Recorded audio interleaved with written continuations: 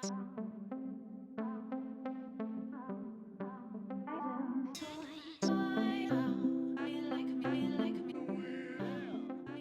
guys, Steve Morales here, and today I have a good friend and client of mine, Charlotte Simpson, with us. She's going to cover her story. I think it's very inspirational, and a lot of different clients that I get follow into these different pitfalls along the way, and they typically don't actually overcome them, and Charlotte has overcome those. So I want her to just give a quick overview of her story.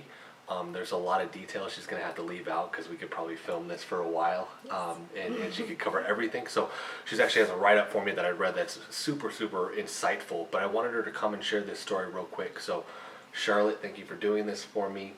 Just talk about your journey in fitness and kind of give a backstory as to all the different things that you've had done surgery-wise and all of that too.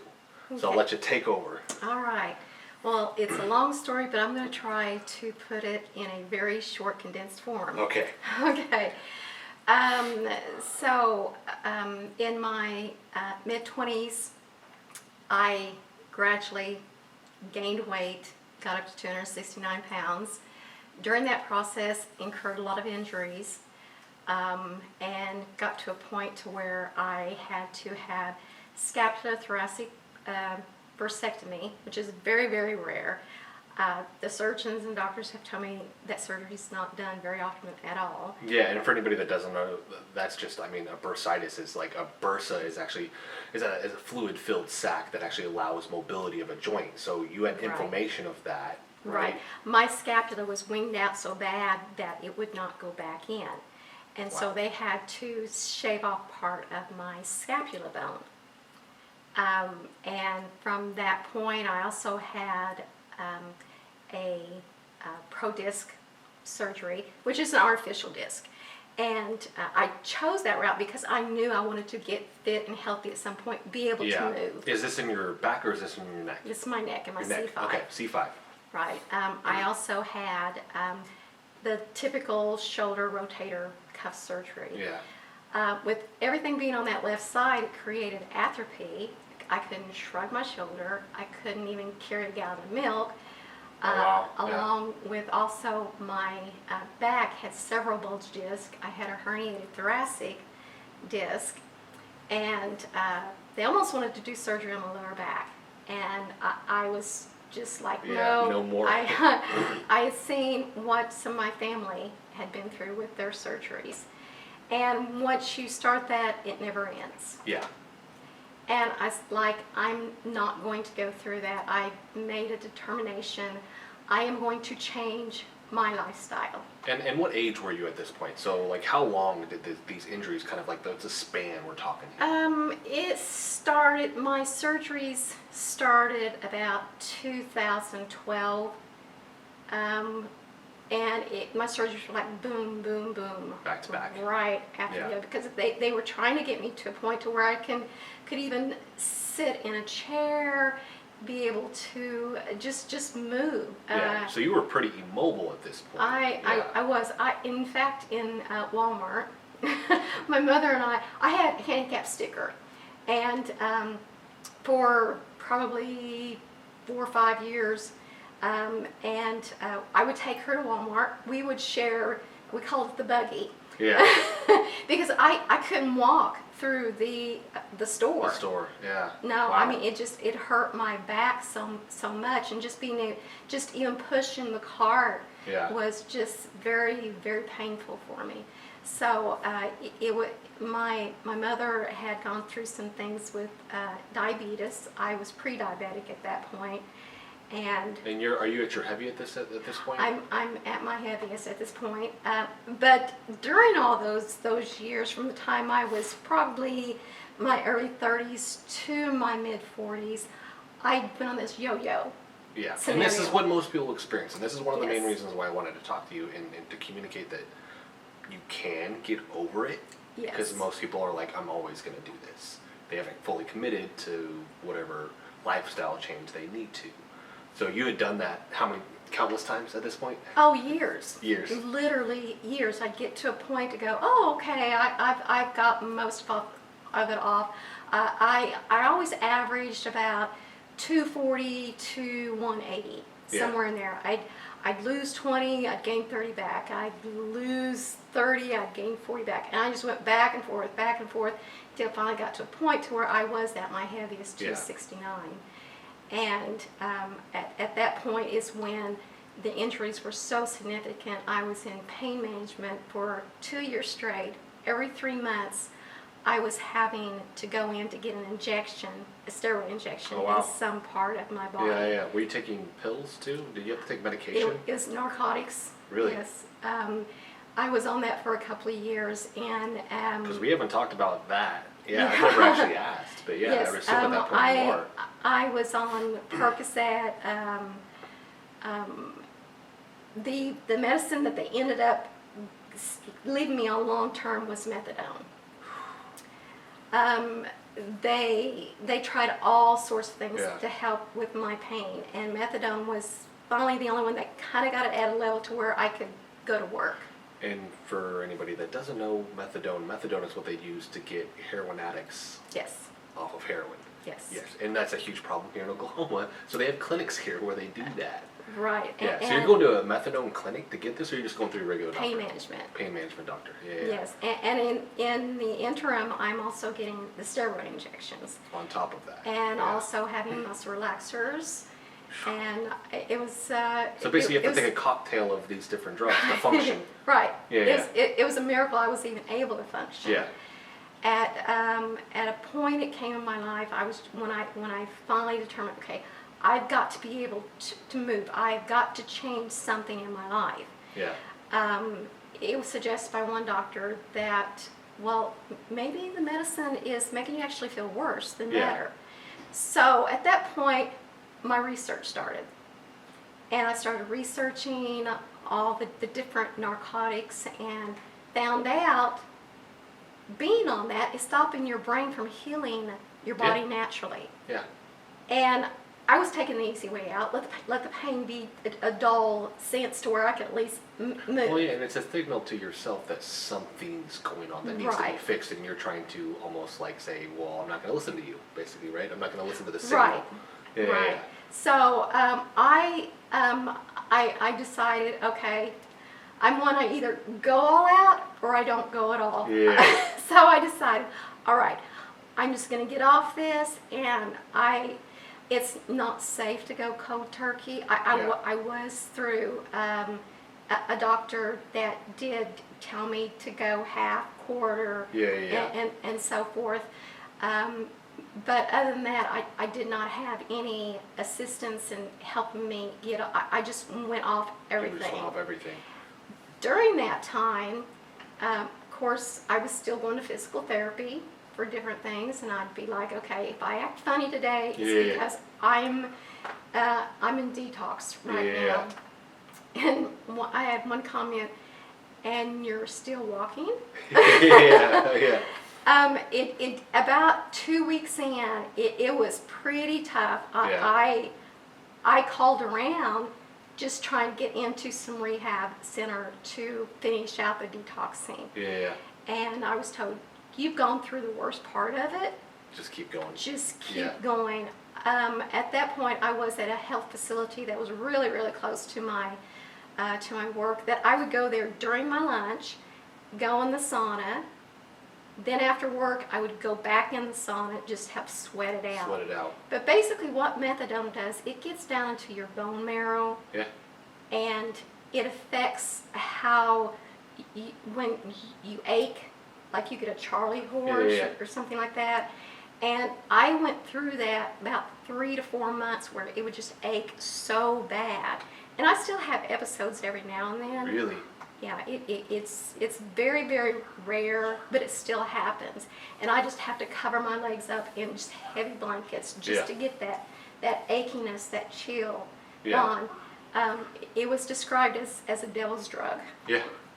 And it is. Yeah. I would not put that on anybody. I just wanted the pain to go away. Yeah. And that was the only way that I knew how to do it. Yeah.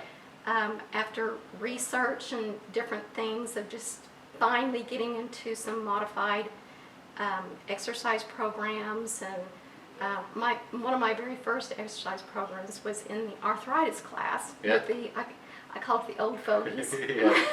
I was the youngest one in there, Yeah. but they could move better than I could. Yeah. They were such a fun group of people. So this is when you start going and transitioning into being more fitness oriented. Right. Did you have what was your aha moment, the one that really got you moving in that direction, where there was kind of no turning back at that point? Do you have a couple, or is there one big one? Well, there's actually a couple. I mean, basically, I started out in fitness just to help build up my shoulder. Yeah. And to be able to even just function, just be able just to carry in a sack of groceries. Yeah. Into the house. I wasn't at that point of I'm going to change my lifestyle. Yeah. I'm changing the way that I view things. I just wanted to live a normal life, Yeah. per se.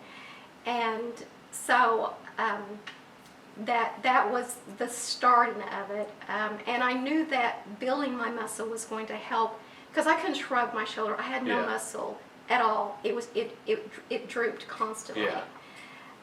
And that was my main goal right there. But my very first, I guess, aha moment was later I had joined another fitness facility, and I called my very first official weight trainer, because I think I dropped about 28, 30 pounds somewhere on the six-week program. I was the top. Yeah. I was the top winner. Yeah. So I got a gift certificate, and my first thing I was at Utica Square, and I thought, what can I get at Utica Square? Yeah. Oh, I'm going to go to New Balance and get a new pair of tennis shoes. Yeah. You know, that was my thought, and it just made me, oh, I can do this. Yeah. Keep going. Yeah. And You got at that point, you have that momentum I was behind just you. like, okay, I can do this, and that was probably around 2013, somewhere in there. Then after that, I was like, okay, let's just keep going, keep going. But sometimes I wouldn't keep going. I reverted back to that old mindset of, okay, well, I'm okay. And then I would get myself back on track and go, okay, this is, I'm out to achieve a goal. Let's get there. Yeah. And that's what a lot of, I hear different people talking, and they see the goal, but their mind isn't in line with their mouth. They say something and do something else. Yeah. And it's really... There's no action in that direction, right? Right. They're just talking about it. Right, and that comes to the thing of you have faith and visualization in seeing something happen. Yeah. But if you don't do anything about it, then it just sits there and becomes dormant. Yeah, without that movement in that direction, it's a wish. Right. Right? You're Right. wishing that you would be fit. Right. You've made no attempt to actually do it. Right. Right?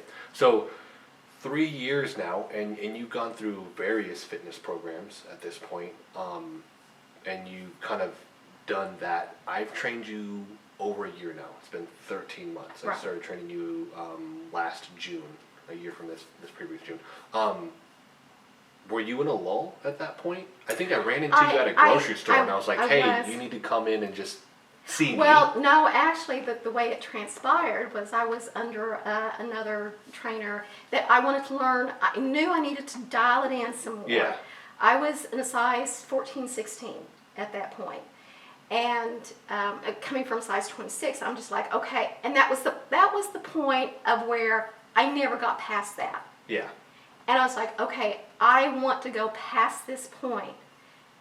I can't go back to that yo-yo way of life. And so I do lots of research, just, okay, let's see what I can find out today. And so there was a site, and it was talking about macronutrients. And I was like, what's that word? Yeah. And so I started reading up on it. I was like, oh, okay, because I was doing calories in, calories out. I was thinking, okay, well, let's see, how much carbs should I have, how much fat, how much protein. it all didn't, I knew there had to be a magic number for me, kind of like Yeah. there's that magic number on the calories in, calories out, but I didn't know how to figure it. Yeah. And so I had asked to see about getting with this trainer, and it just didn't happen. James Pash, your good friend, Yeah.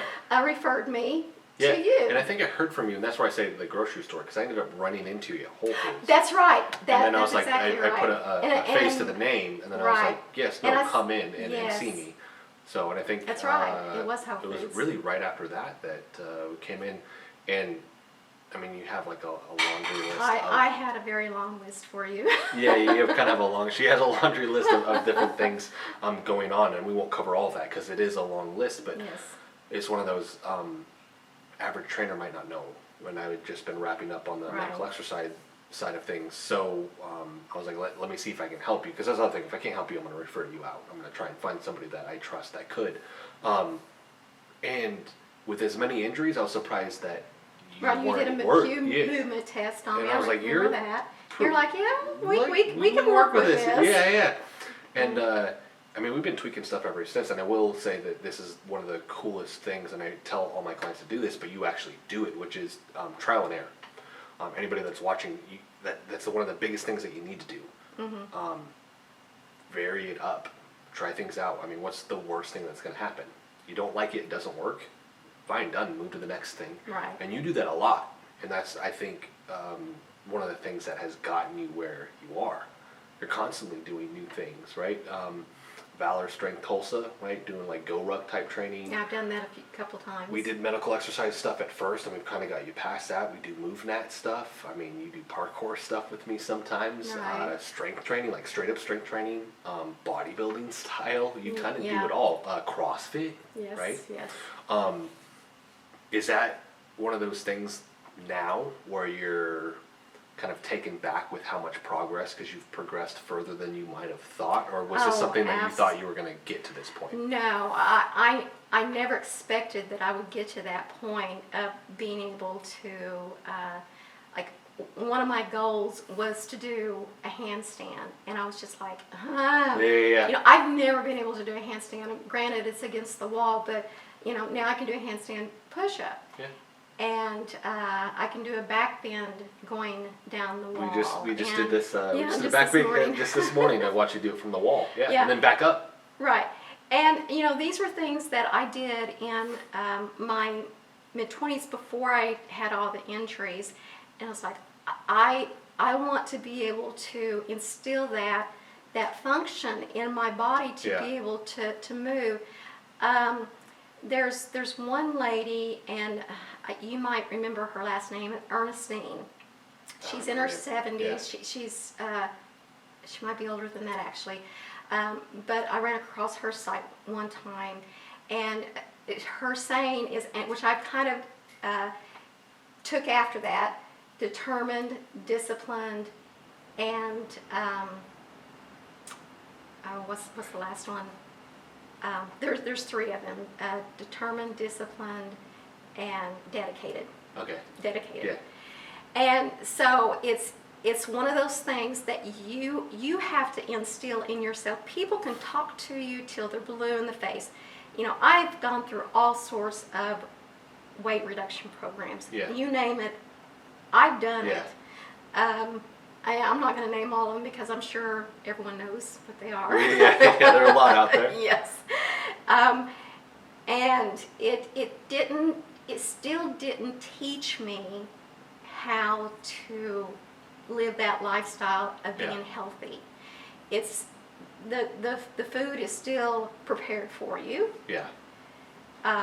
It's something that's still packaged, even though it has its great name. Yeah. You have to learn how to put those things together. Yeah. And if you do get something from a package, read those ingredients. Why would you put something into your body that you have no idea what it is? Yeah. And so that was a lot that I had to learn. It's essentially a skill that you're learning in regards to how you're going to eat. So either you're following your macro thing or making sure that you don't overdo it on the weekends. Right. right? You're not living in that workspace and then coming home and then eating whatever you want. Kind of shifting gears real quick. How old are you, by the way? I will be 55 in September. So Charlotte is 55 years young. I use you as an example. I mean, we've covered this. You have a long list of injuries, and you've gone through this period, and you've been fit before and gone through that whole process with those injuries, by the way. I didn't know all the depth of the pain medication stuff, which is huge. Most people don't make it out of that. But I use you as an example to say that there's somebody else that has more injuries, older than you, has been through that. Sometimes you've been heavier than some of my other clients. It's like there's no excuse. So using you as an example to say that, hey, somebody else has done this, and follow in those footsteps and make sure that you kind of can use that as opposed to kind of just floating out there. Because I think some people get overwhelmed. Right. What happens is they start to go through like, oh, there's too much information, and it's easy to revert back into that bad pattern. And one of the things that we talk about is going from external to internal, right? Stop blaming everybody for, or circumstances or whatever it is, right? And coming in and being realistic with yourself. Right. It's and having a higher, having a higher standard for yourself is what I usually tell people. So, if there's anything left that you want to instill in anybody that's watching this, what would that be? I would say, love yourself, give yourself a hug. You are worth it. And that's awesome because most people don't do that. Unfortunately, there's so much just self-doubt, give yourself a hug, right? And say, I'm worth it. Yeah. Believe in yourself. When others didn't believe in me, I still believed I can do this. I had lots of people turn me down on training. Yeah. Lots of doctors told me I would never be normal. I would not be able to exercise like other people do. I made that determination. Yeah. I am going to do it. And it's through the, my saying is, the joy of the Lord is my strength. Have fun with it. Just have fun with life.